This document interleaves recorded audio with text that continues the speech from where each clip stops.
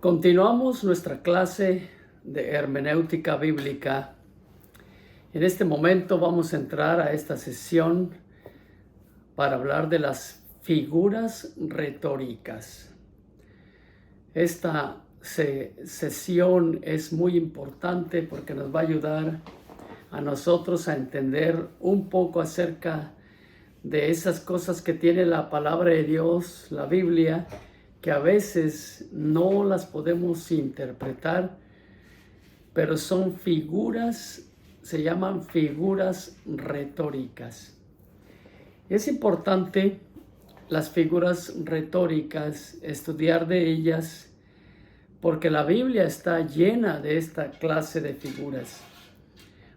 Vamos a considerar en este momento algunas de ellas. Pero antes de entrar allí, la primera regla de la hermenéutica bíblica nos enseñó que siempre que sea posible, debemos tomar las palabras en su sentido más común. ¿Qué quiere decir esto? Quiere decir que las palabras que nosotros tomamos de las Escrituras deben de considerarse en su sentido más común, de la forma más sencilla.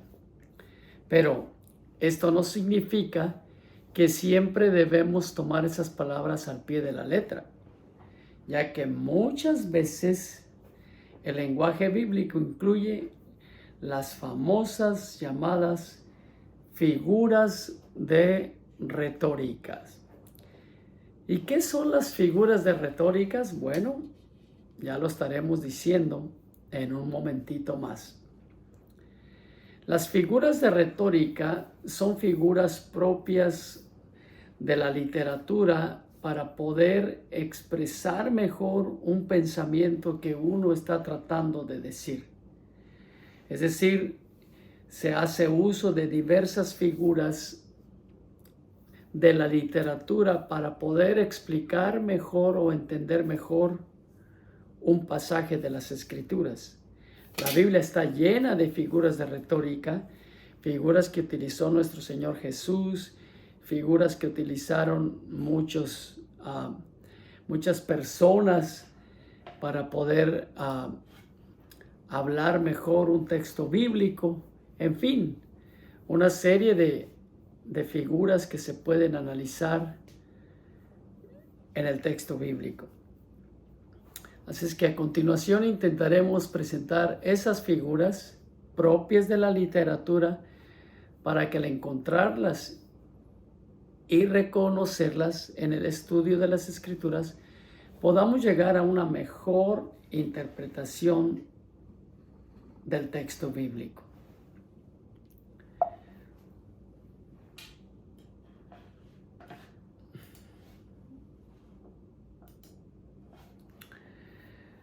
Primeramente tenemos las figuras de comparación.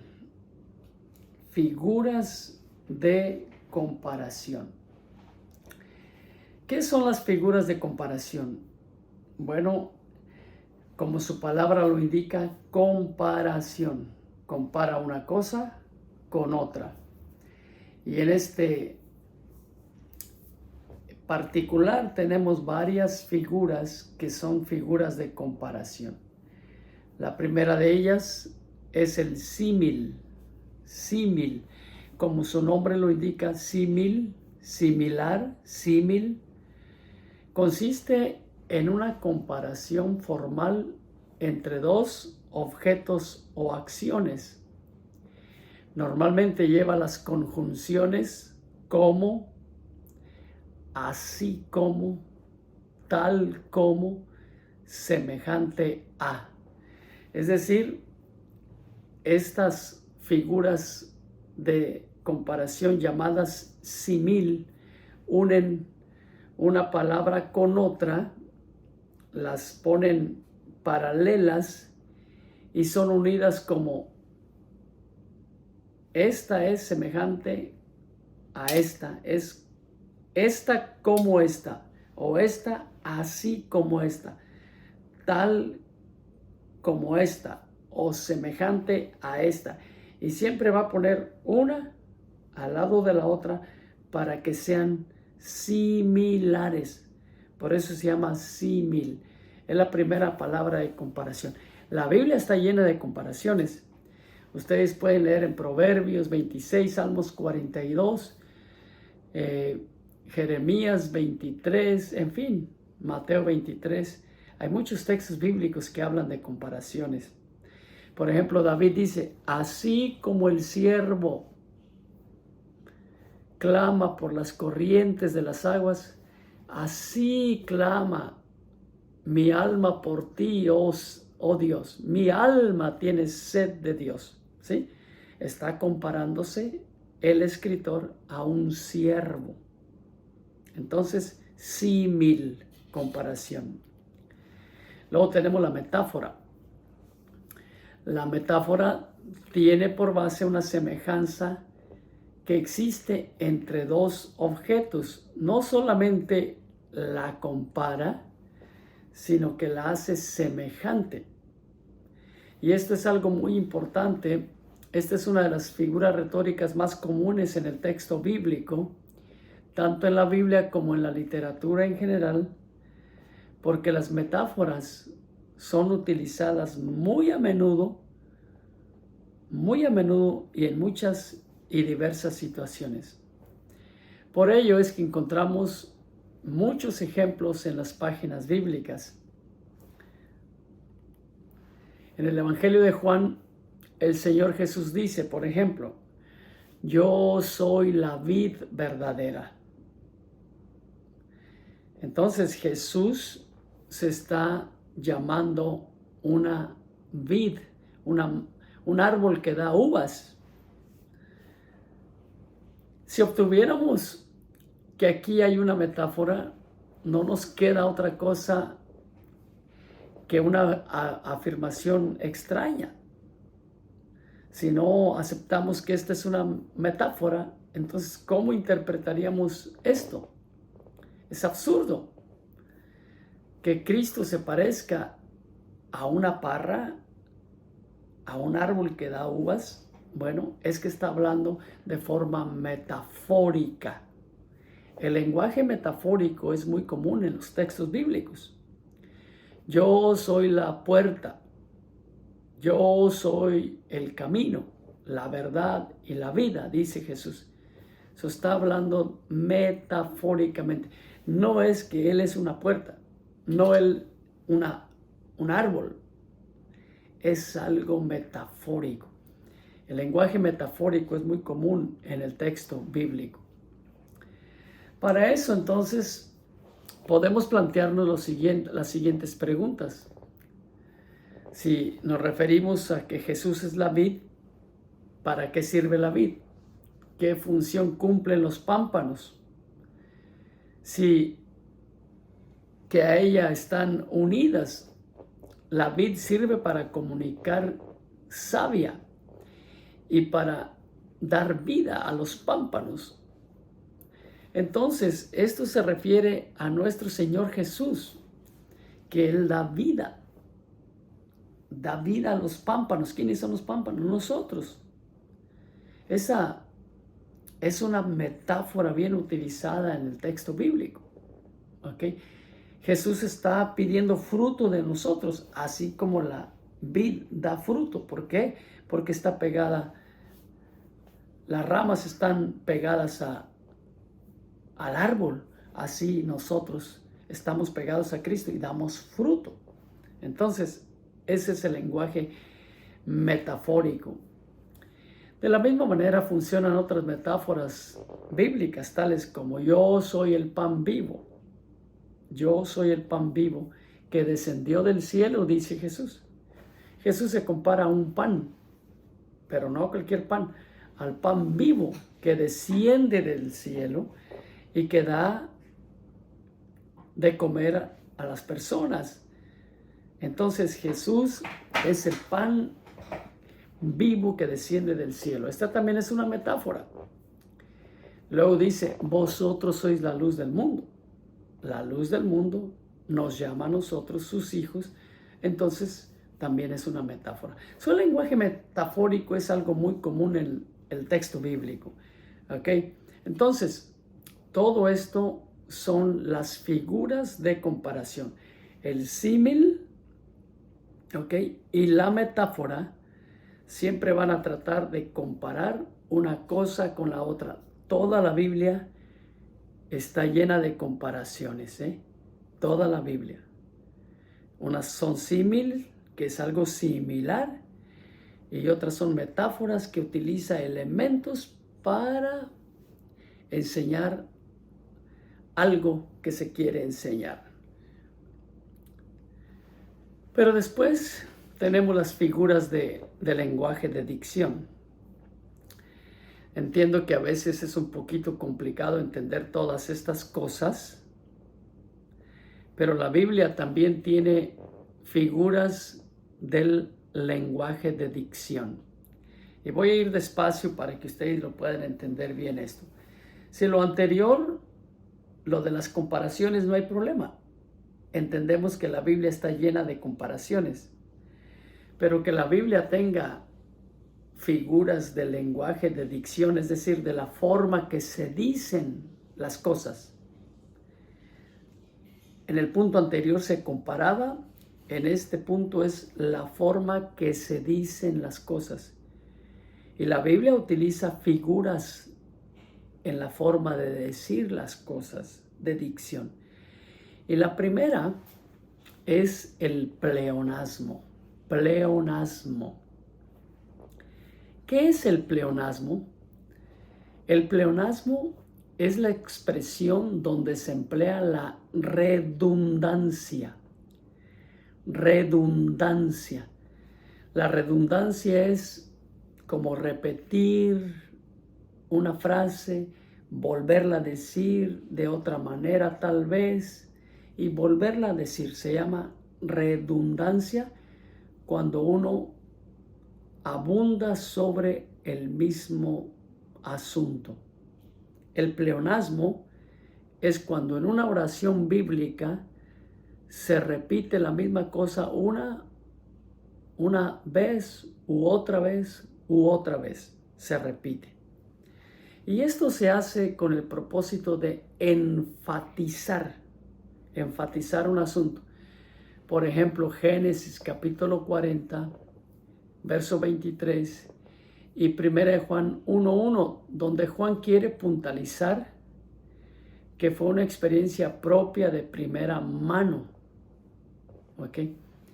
La experiencia que tuvo en el principio,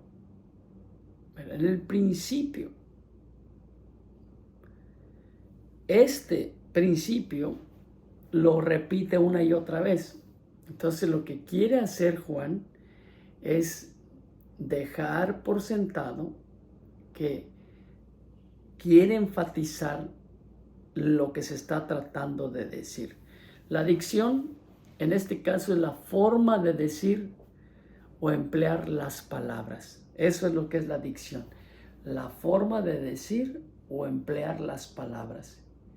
Y muchas veces nosotros repetimos gran cantidad de veces las palabras que queremos decir. Y estamos utilizando un pleonasmo, pero no nos damos cuenta porque no le prestamos atención. La segunda, dentro de esta misma categoría de lenguaje de dicción, está la hipérbole. La hipérbole es una exageración evidente que tiene por objeto aumentar el efecto de lo que se dice en el texto bíblico. Y vea, la Biblia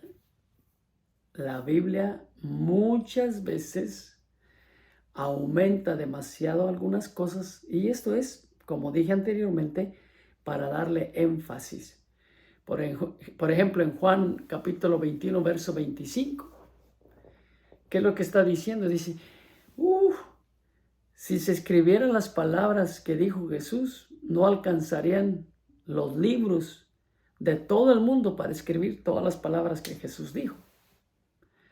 Esa es una exageración.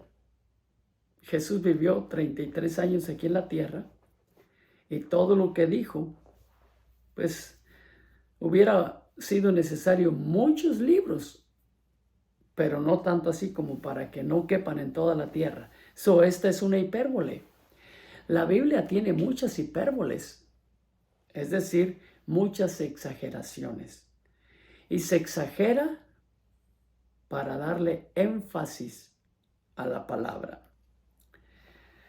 En el libro de Números podemos leer la descripción dada por los espías de Israel. Es una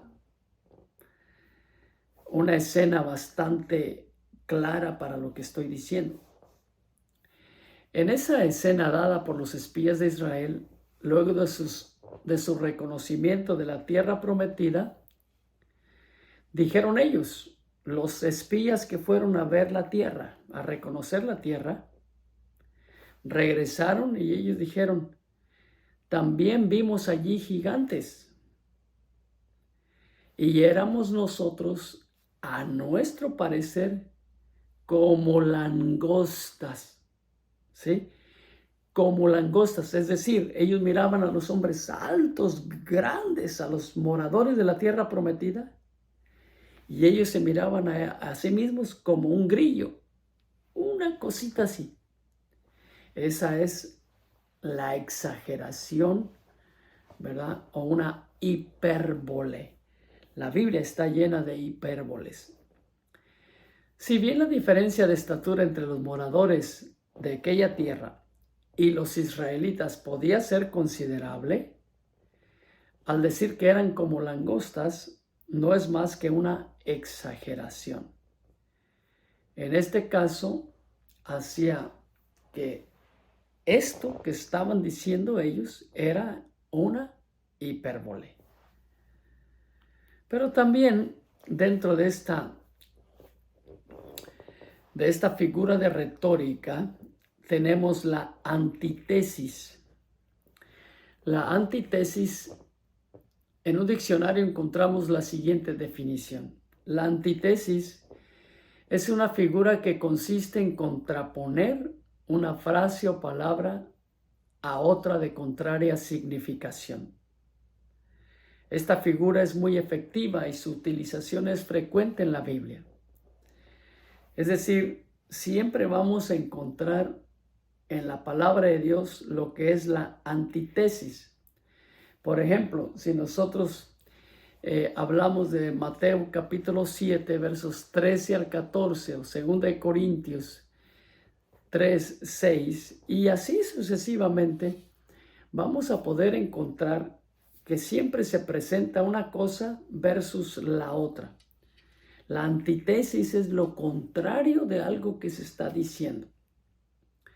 Así como, por ejemplo, la luz versus las tinieblas. ¿Sí? La luz versus las tinieblas. Lo bueno versus lo malo. Sí, esa es la antítesis. Siempre va a estar una cosa en contra de la otra. Uno de los muchos casos está en el libro de Deuteronomio, donde dice, mira, dice Dios a su pueblo Israel, yo te he puesto delante de ti la vida y el bien, la muerte y el mal. Entonces, escoge la vida para que vivas. El Señor aquí les pone lo que acabo de decir en perspectiva a su pueblo. La vida produce el bien y la muerte produce el mal. Y aquí tienen las dos cosas el pueblo de Israel. La vida versus la muerte, el bien versus el mal. Se le llama antítesis. Y es muy común en el texto bíblico. El Señor Jesús también utilizó en ocasiones esta figura retórica. Por ejemplo, en Mateo capítulo 7 encontramos un ejemplo. Él dijo, porque ancha es la puerta y espacioso el camino que lleva a la perdición, porque estrecha es la puerta y angosto el camino que lleva a la vida. Lo mismo que acabo de mencionar, pero ahora con un camino. Hay un camino ancho y hay un camino angosto. El camino ancho lleva a la muerte o la perdición. El camino angosto lleva a la vida. Esa es una antítesis. Entonces, otra vez queda claro que los oyentes reciben la oportunidad de elegir entre estas dos posibilidades. Pero también en esta misma figura de retórica encontramos la gradación. Gradación, también conocida como clímax. La gradación implica una escala de significado ascendente o descendente. La función de esta figura es la de recalcar el desarrollo de la enseñanza en cuestión.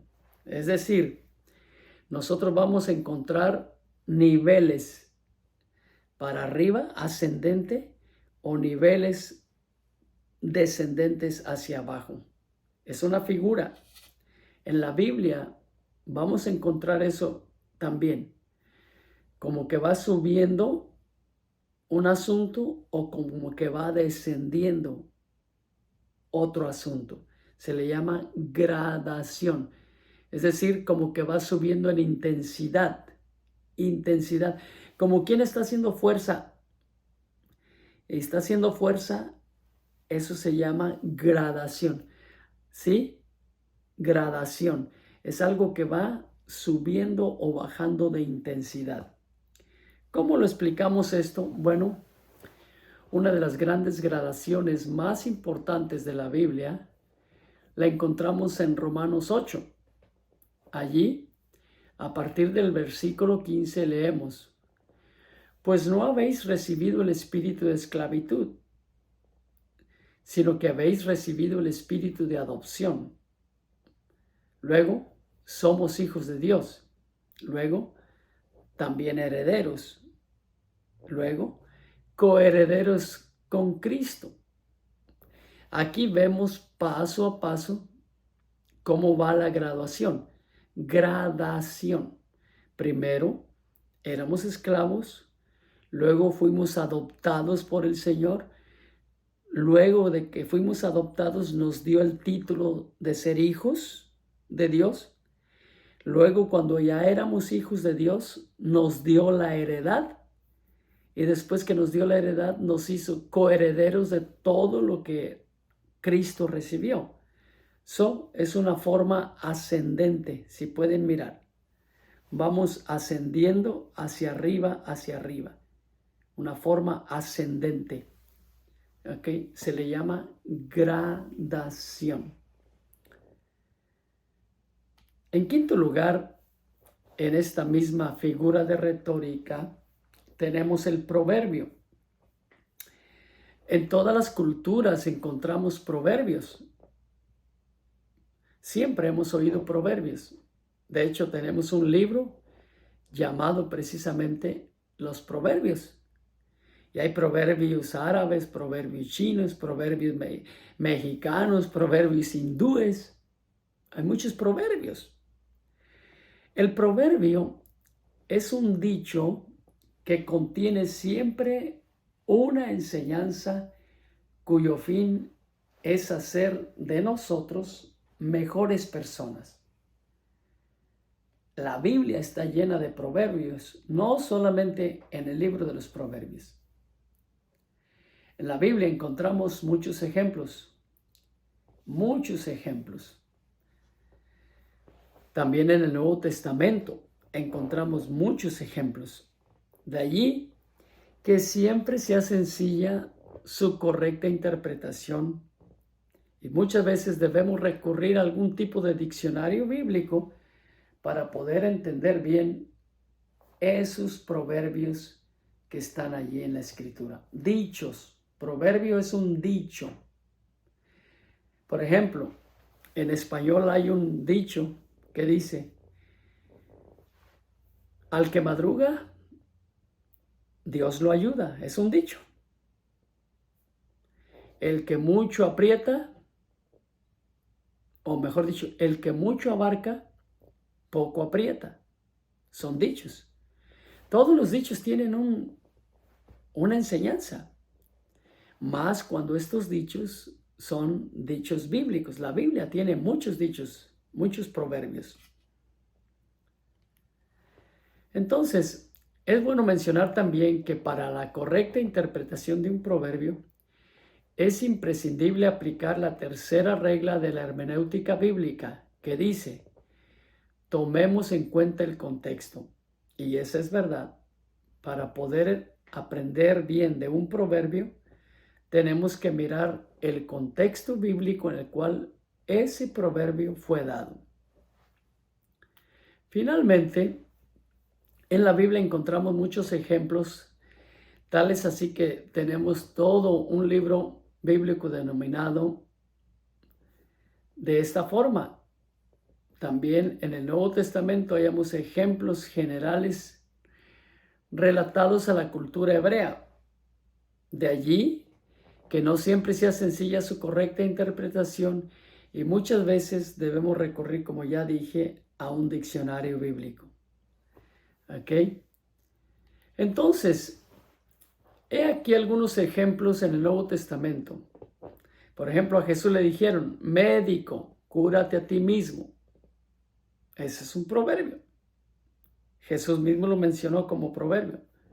Luego él dijo, seguramente me dirán el proverbio, médico, cúrate a ti mismo. Claro, era un proverbio. Luego, no hay profeta sin honra sino en su propia tierra. Era otro proverbio.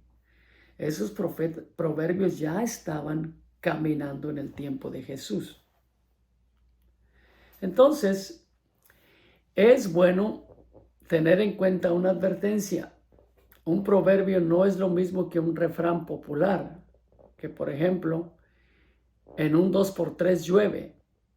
Ese refrán, si bien es conocido, no tiene por qué ser cierto, porque no siempre llueve en un 2x3. Y eso es algo extra que debemos de saber, que los proverbios no son igual que los refranes. Los proverbios tienen una enseñanza, ¿ok? Y es muy importante. Finalmente tenemos aquí en esta misma línea de figuras de retórica el acróstico. El acróstico acostumbra a suceder en las iglesias, en las fiestas navideñas de la escuela dominical o en cualquier otro evento. Un grupo de niños se presentan con un cartel, cada uno en sus manos, donde ha sido pintada una letra. Por ejemplo, la palabra pastor. Y cada letra quiere decir algo. Las palabras que luego pronuncian comienzan con la letra que lleva en su propio cartel. Y entre todos logran conformar la palabra clave, que puede ser Navidad o Jesús o alguna otra. Los acrósticos son una figura retórica poco utilizada en la literatura bíblica. Es más, hasta donde hemos podido averiguarlo, hay solamente 5 acrósticos en toda la Biblia. Los mencionaremos a continuación. Ejemplo 1. El Salmo 119 se lo observa en su Biblia. Si lo observa en su Biblia, podrá notar que dicho salmo está dividido en 22 estrofas. Cada una de estas estrofas comienza con una de las letras del idioma hebreo, el Aleph, Bet, etc. Dado que esas letras no son las mismas que en el español, al traducir el texto del hebreo no tenemos ningún acróstico en nuestras Biblias en castellano. Por eso algunas personas pueden decir, pero yo aquí no veo ningún acróstico. Claro, porque ya está traducido al español. Pero en el texto hebreo sí es un acróstico. El Salmo 119 comienza con cada una de las letras del abecedario hebreo. Luego hay otro ejemplo. El ejemplo 2. mencionado en los últimos 22 versículos del capítulo 31 del libro de Proverbios. El llamado himno a la mujer virtuosa. Mujer virtuosa, ¿quién la hallará? Bueno, allí cada versículo comienza con una de las letras del alfabeto hebreo también. Cada uno de esos versos del capítulo 22 o 31, mejor dicho, del libro de los Proverbios, allí cada uno de estos versículos también es un acróstico. Entonces, este es el segundo acróstico. Y finalmente, en Lamentaciones, capítulo 1, un nuevo acróstico donde cada versículo comienza con una de las letras del alfabeto hebreo. Lamentaciones 2, un nuevo acróstico similar al anterior, y Lamentaciones 3, uno más, con la diferencia de que cada 3 versículos se comienza con una letra del alfabeto hebreo. Entonces, como podemos ver en estos ejemplos, siempre se utilizan las letras del alfabeto hebreo, y por eso es un acróstico, como decir A, B, C, D, E, F. Y cada letra tiene un mensaje, y eso lo encontramos en la escritura en estas 3 ocasiones. ¿Ok? Voy a repetir esta última figura de retórica para que ya que tiene varias divisiones, para que nosotros lo entendamos. Se llama figuras de lenguaje de dicción. Está el pleonasmo, ¿ok? El pleonasmo, la hipérbole, ¿ok? La antítesis, la gradación, el proverbio, ¿ok? El acróstico, ¿ok? Es importante que nosotros entendamos que todas estas figuras del lenguaje de dicción es la forma en que nosotros decimos las palabras.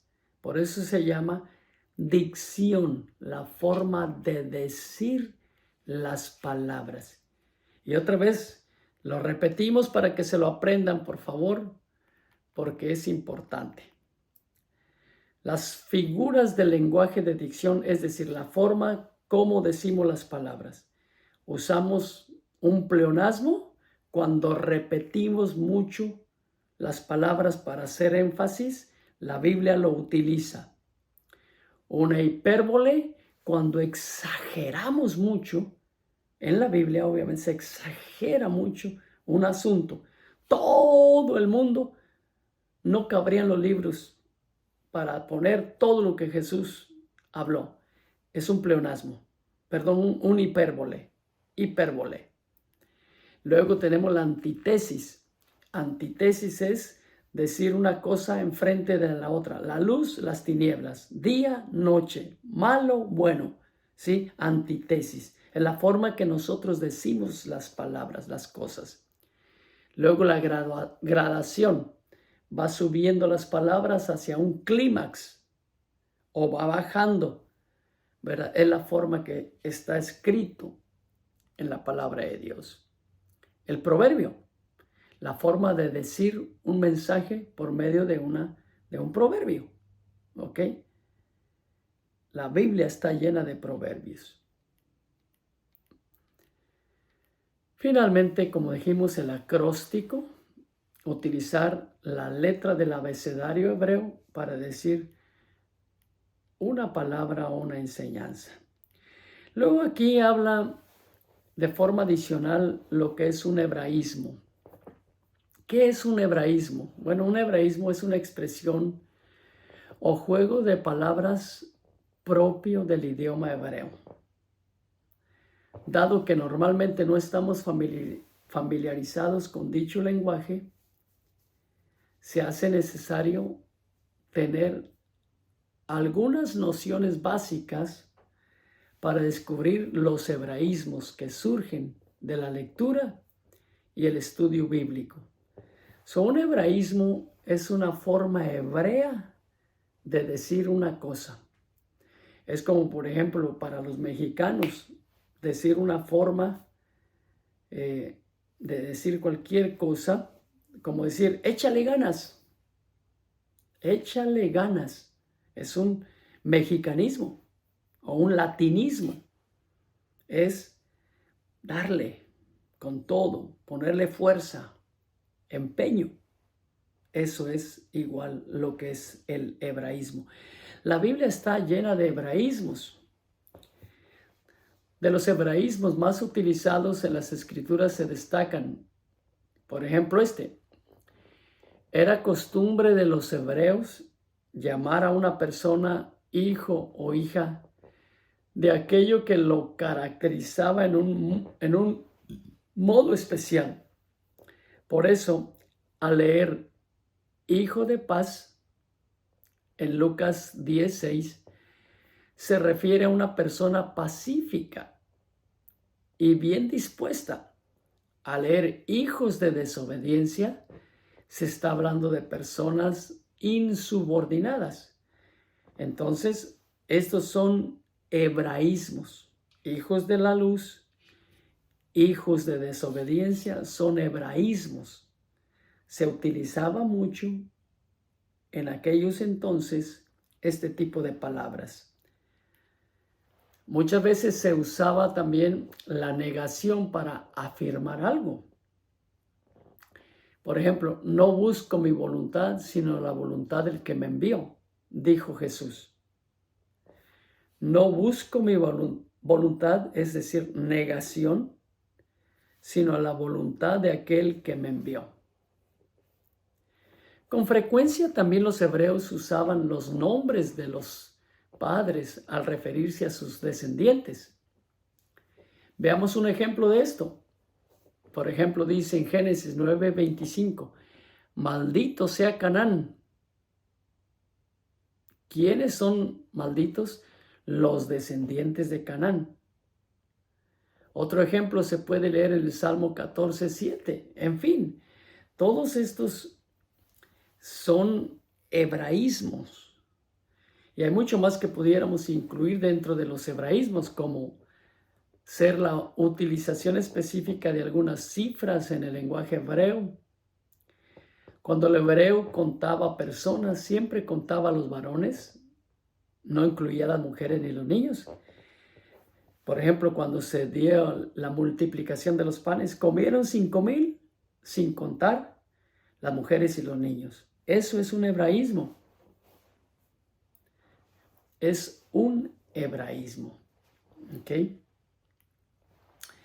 Sin embargo, si se acentúa de acuerdo a las 5 características básicas que vimos al comienzo, si se ponen en práctica las reglas de hermenéutica bíblica, si se tienen en cuenta las distintas figuras retóricas y también los hebraísmos que hemos estudiado, entonces todo creyente tiene las mejores posibilidades de encontrar las maravillas de la ley de Dios. Entonces, tenemos estas dos figuras, las figuras de retórica que hemos mencionado, son las figuras de comparación número 1 y luego las figuras de dicción número 2. Las figuras de comparación, ¿ok? Son las que, como el símil, ¿verdad? Ya lo mencioné, ¿sí? Figura de comparación. Y ahora estas figuras que estamos hablando, las de la dicción, formas de decir las cosas. Gloria a Dios. Finalmente, tenemos las figuras de relación. Y con esta, vamos a ir concluyendo esta sección, las figuras de relación. ¿Qué son las figuras de relación? Bueno, las figuras de relación, como su palabra o su mismo nombre lo dice, relacionan una cosa con la otra. Y aquí tenemos también unas cuantas que vamos a estar mencionando. Primeramente tenemos la sinécdoque. Sé que a veces es un poco complicado traducir estas palabras. Sinécdoque. Consiste en la designación de un todo con el nombre de una de sus partes o viceversa. Como cuando decimos tantas almas y había 400 almas. Lo que queremos decir en realidad, había 400 personas. Estamos sustituyendo almas por personas. Eso es una sinécdoque. Cuando cambiamos una cosa por otra, pero en realidad estamos refiriéndonos a lo primero. Sinécdoque. Por ejemplo, en Isaías 1:22, donde plata significa bienes materiales y vino significa provisiones. En Isaías 2:4, espadas, se convierten las espadas en rejas de arado y sus lanzas en hoces por armas, en implementos agrícolas. Allí se está sustituyendo una cosa por otra. En Miqueas 4:2 dice, de Sión saldrá la ley. Es decir, la ley está saliendo del monte Sión. Obviamente aquí tiene que haber alguna representación de algo que está sustituyendo a otra cosa. Sinécdoque. ¿Ok? Después tenemos metonimia. Esto también es una figura de retórica, ¿ok? Que es de relación. Ahí tiene otra vez el nombrecito, figuras de relación, sinécdoque. La metonimia se utiliza para designar una cosa con el nombre de otra, algo parecido a lo que ya hablamos,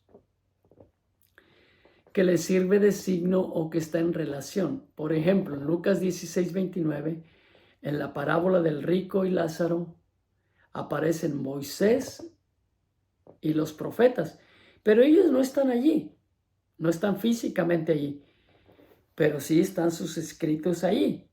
Es decir, Abraham le contesta al rico cuando le pide que envíe a alguien para que le hable a sus familiares para que no vayan allá. Y Abraham dice, a Moisés y los profetas tienen, óiganlos a él. Eso es metonimia. Moisés y los profetas no están allí físicamente, pero sí están sus escritos. Se llama metonimia. Amén. Paz de Cristo, queridos hermanos, continuamos con nuestra enseñanza sobre hermenéutica bíblica. Estamos en esta sección de las figuras de retórica y esta sesión de hoy tiene como objetivo hablar sobre las figuras de contraste, entre otras figuras de retórica. Las figuras de contraste son figuras muy utilizadas también en la Biblia, aunque no tanto como las anteriores, pero sí encontramos algunas de ellas, por ejemplo, la ironía. La ironía, todos sabemos que es una ironía, es algo que irónico, algo que nosotros pensamos de una cierta situación, hasta cierta manera burlesco, o la palabra contraste es precisamente para resaltar algo que queremos decir. Mediante la ironía entendemos lo contrario de lo que se declara. Y por eso es que es irónico, porque estamos declarando algo que es contrario. Por ejemplo, en Primera de Reyes, capítulo 18, se trata el caso de cuando Elías está retando a los profetas de Baal a que hagan descender fuego del cielo, pero les dice estas palabras: clamen más fuerte porque tal vez su Dios está dormido, está descansando y no los escucha. Eso es una ironía. Está diciendo algo, pero que en realidad es contrario a lo que realmente es, porque los dioses de los Baales o los Baales no iban a contestar, no se habían ido de vacaciones ni nada por el estilo. Entonces, en la Biblia se utiliza la ironía, pero también la paradoja. Esta es otra figura de contraste. La paradoja es el empleo de expresiones que envuelven una contradicción aparente. Por ejemplo, Jesús en Mateo 10, versos 39, él emplea esta paradoja. Él habla y dice: el que pierda su vida la hallará, y el que halle la vida la perderá. Algo así dice más o menos el texto. El que pierda su vida por causa de mí, éste la hallará. Entonces, esta es una paradoja. Pero también tenemos el eufemismo. El eufemismo es otra figura. El eufemismo es un modo de sugerir con disimulo y decoro ideas cuya expresión franca y llana resultaría dura o ofensiva o incluso no sana. El eufemismo es una forma de decir con disimulo una verdad, con una forma decorosa, decir una verdad. Y eso es algo que también podemos nosotros notar en la Biblia, que se dice muchas veces una forma elegante, una forma educada, una gran verdad. Se llama eufemismo. Pero también tenemos lo que es la interrogación. La interrogación es una figura también que encontramos en la Biblia.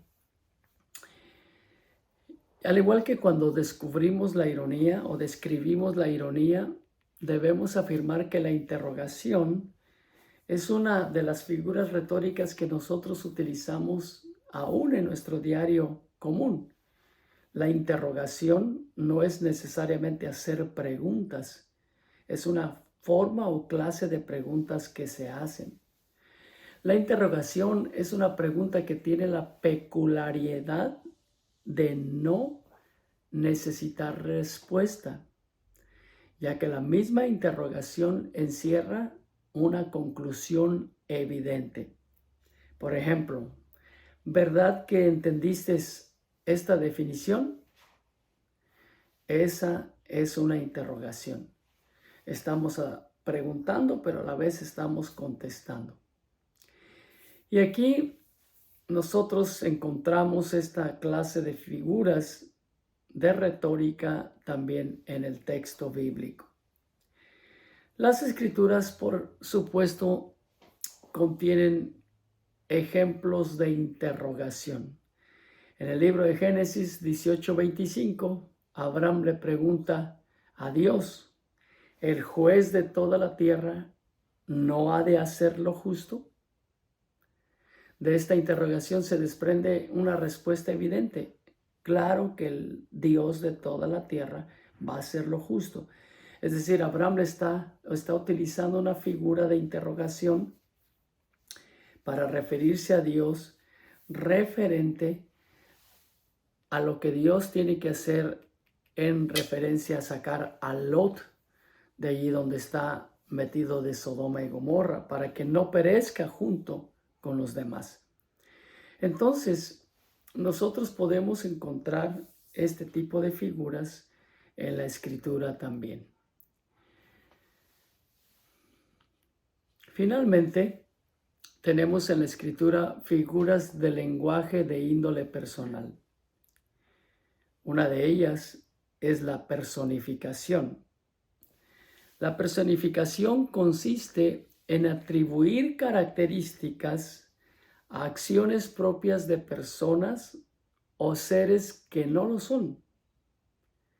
Por ejemplo, en Habacuc 3:10, Salmos 114, incluso Isaías 55:12, se le da a los montes, por ejemplo, que aplaudan o que levanten las manos, a los ríos y a los mares que huyan, que se detengan, que se vuelvan atrás o que levanten las manos.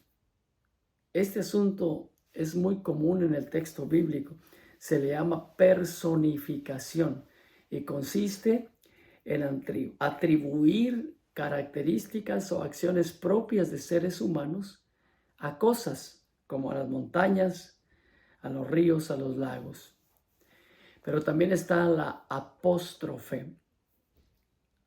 La apóstrofe es la interrupción del discurso para dirigirse a otra persona o cosa personificada. Ahí en Jueces capítulo 5 pueden encontrar esto, o también en 2 de Samuel 18. La apóstrofe es la interrupción de un discurso. Alguien está dando un discurso, lo interrumpe para decir, miren los montes cómo levantan sus manos. Los montes no levantan las manos, pero se utilizan estos elementos en la Biblia para poder darle más énfasis a lo que se está diciendo. Finalmente tenemos la prosopopeya. La prosopopeya es una de estas figuras que a menudo se utilizan en los libros para niños. A la prosopopeya también la podemos llamar personificación. Recuerden que son las figuras de personificación. De acuerdo a este último nombre, personificación, la definición es que en la prosopopeya se personifican objetos dándoles cualidades propias de los seres humanos. Es parecido a lo que hemos estado diciendo. Ejemplo, en el Antiguo Testamento el profeta Isaías escribe, los montes y los collados levantarán canción delante de vosotros, y todos los árboles del campo darán palmadas de aplauso. Entonces, ¿qué es lo que está sucediendo aquí? Los montes, los collados, los árboles van a dar palmadas a Dios, van a cantar a Dios. ¿Cómo podemos nosotros interpretar eso? Bueno, es que aquí se está personificando a los montes, a los collados y a los árboles.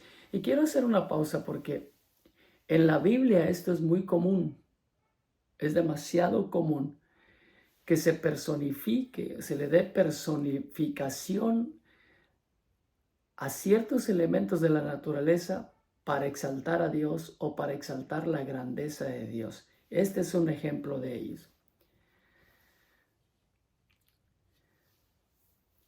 Finalmente tenemos las figuras compuestas.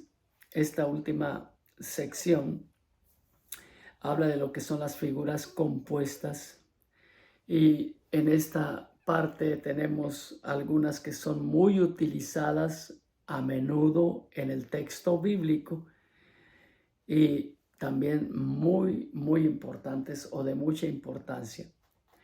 Por ejemplo, tenemos la alegoría. La alegoría es la extensión de una metáfora o una sugestión de metáforas o sucesión de metáforas, debo decir, que es más amplia. Es decir, la alegoría no solamente cuenta una metáfora, pero como que la cuenta de una manera más amplia. Es decir, utiliza como si fuera una especie de cuento y en eso se utiliza la metáfora. Por ejemplo, en Gálatas capítulo 4 está hablando el escritor de muchas cosas, pero saca a relucir la vida de Sara versus la vida de Agar. Él está tratando un tema específico, el tema de los dos pactos, el tema de la esclavitud y la libertad, para ser un poco más específico. Y entonces pone en contraste la vida de Sara versus la vida de Agar. Y luego él dice que lo que está diciendo es precisamente una alegoría. Esta alegoría es una sucesión de eventos o metáforas que está utilizando el escritor, pero que las une todas y llegan a ser una alegoría. Pero también la Biblia utiliza la fábula. En la fábula hay más ficción y normalmente tiene una enseñanza moral.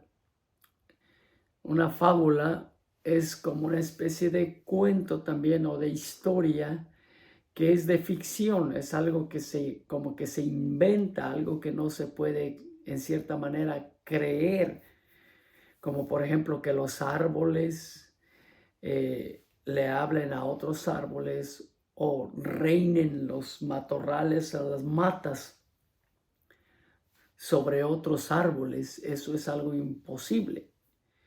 Y en la Biblia tenemos una fábula ahí en Segunda de Reyes. Ustedes pueden leerla en su tiempo, pero habla lo que es una especie de historia ficticia, de ficción, pero que tiene una enseñanza moral. Eso es la fábula. Luego tenemos el enigma.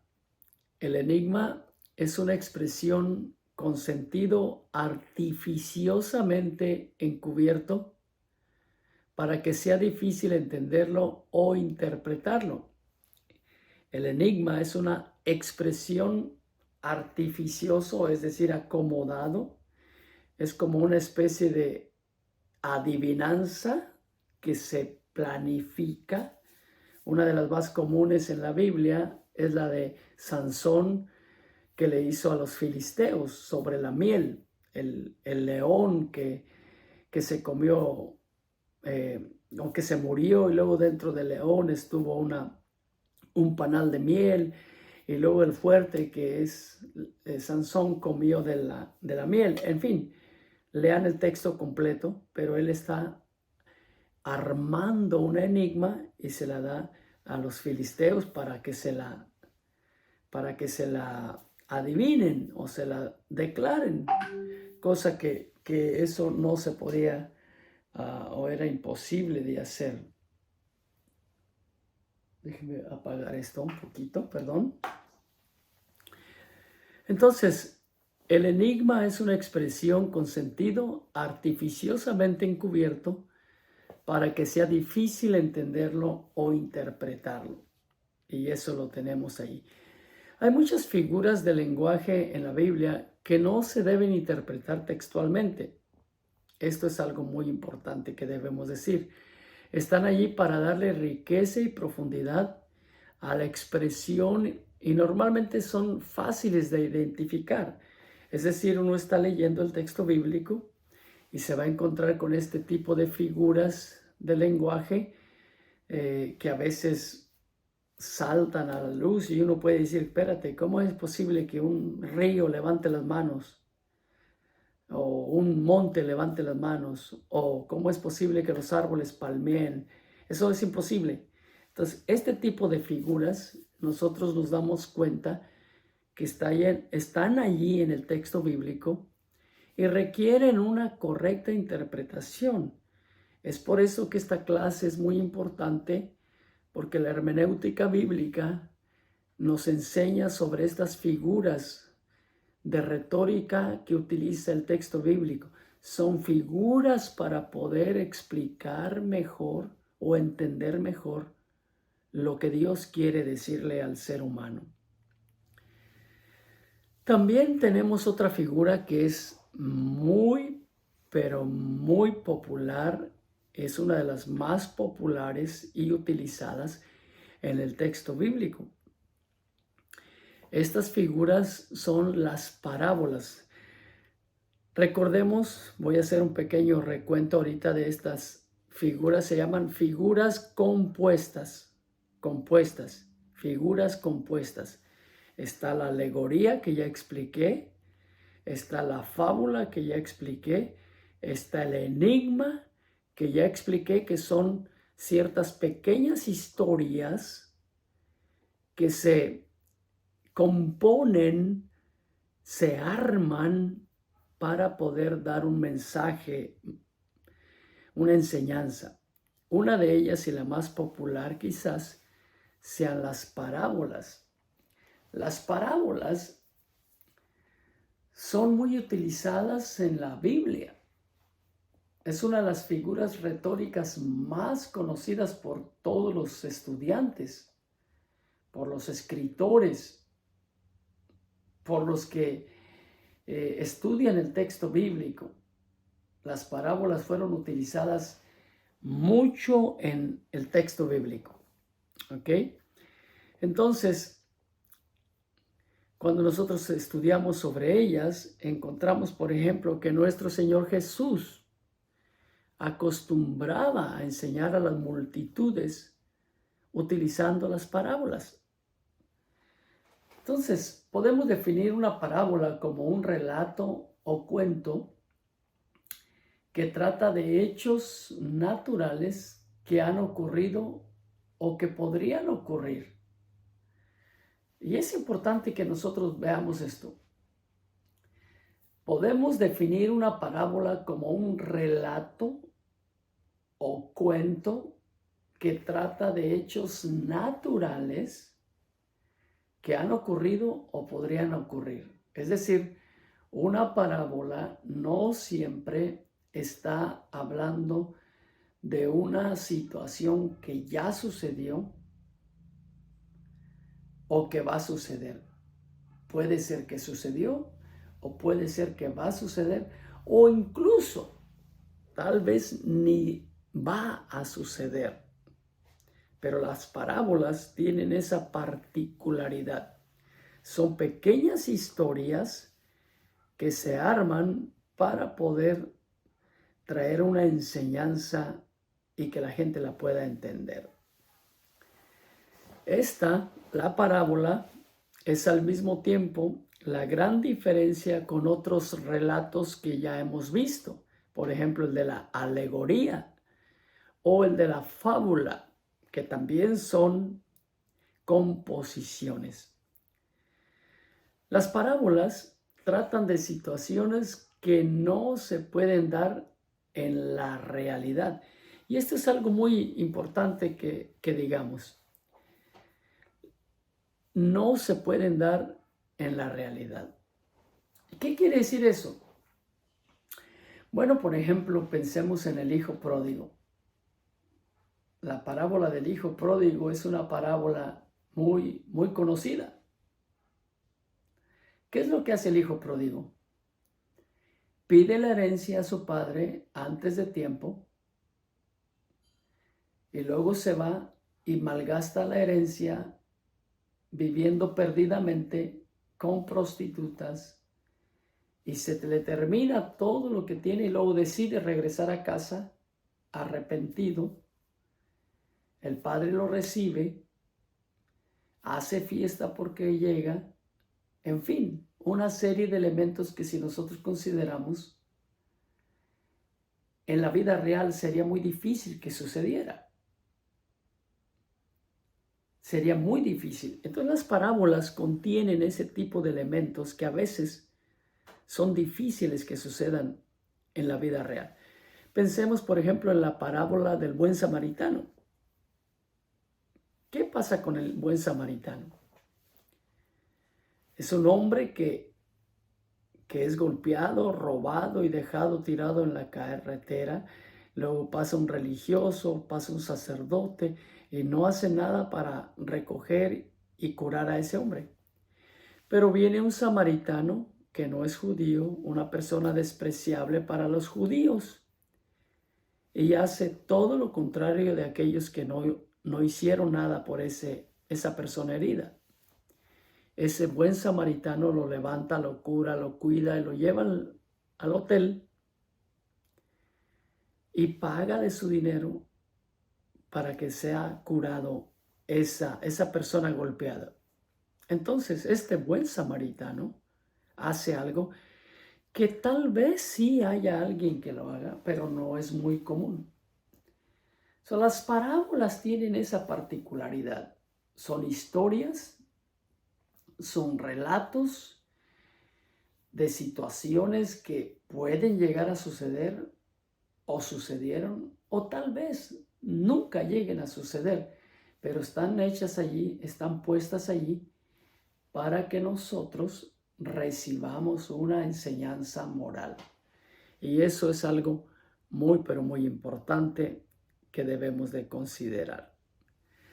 Tenemos muchos ejemplos en el Nuevo Testamento, ¿ok?, de estas parábolas. Ya mencioné dos: el hijo pródigo, el buen samaritano, pero también está la parábola de la oveja perdida, entre otras, ¿verdad? Entonces, estas figuras son figuras que la Biblia las tiene allí, las figuras de retórica. Voy a ir para atrás en la presentación y vamos a repasar todas ellas, ¿verdad? Para que nosotros pues aprendamos o tengamos un panorama completo de todas estas figuras de retórica. Así es que las voy a repetir todas, hermanos, rapiditamente, ¿ok? Y son figuras retóricas. Las figuras retóricas es todo lo que he dado en estas últimas sesiones y habla sobre lo que la Biblia utiliza sobre las figuras retóricas, que son figuras de la retórica, la expresión, el acomodo de las palabras para que haya mejor entendimiento. Es una forma literaria de decir las cosas, ¿ok? Se llaman figuras de retórica. Y hay varias figuras, ya lo dije, pero voy a repetirlo rápidamente, hacer un pequeño repaso.